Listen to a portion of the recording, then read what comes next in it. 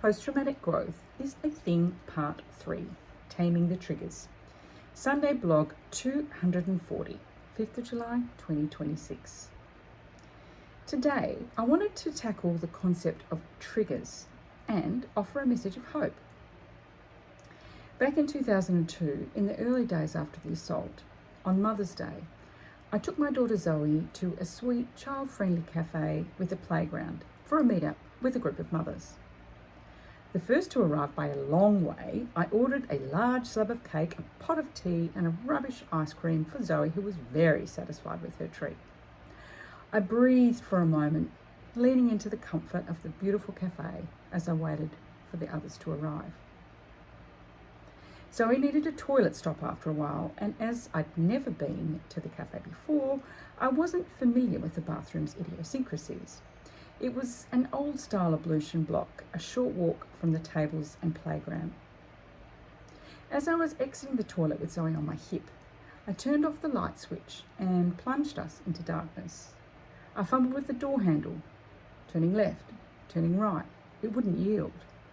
Unease welled up, rising to panic.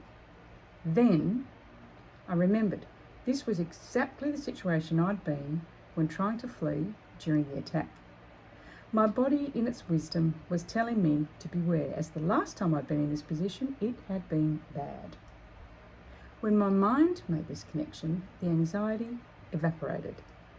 The message that all was safe was sent back down from my rational mind to my body, as if I was re-encoding the doorknob with the safety tag, turning off the fear trigger.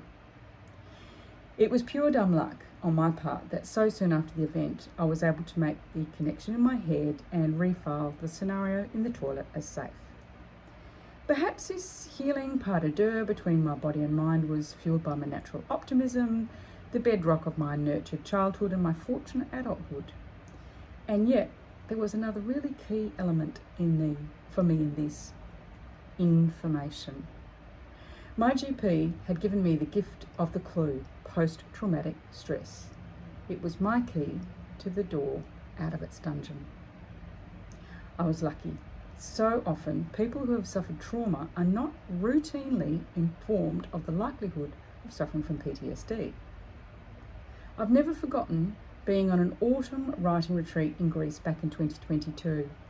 I was reading Corey White's moving memoir, The Prettiest Horse in the Glue Factory, where everything that could have gone wrong in his childhood did. He'd cycled through child protection, mental health services, drug and alcohol rehabs, prisons, you name it. Over all those years and medley of settings, no one had ever mentioned that with what he'd survived, he would have post-traumatic stress disorder.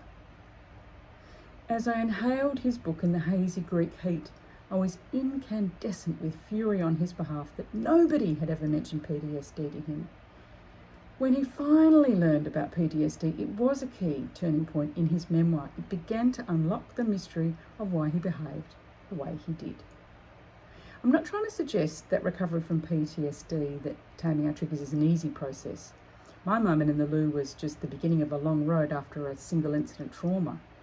But the healing can't often even begin if we're not educated about trauma.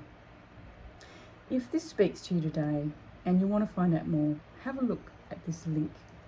It's the Boulder Crest Post-Traumatic Growth Resources. It's my new go-to resource for post-traumatic growth research and information. And for now, that's a wrap on this series. Blessings to you.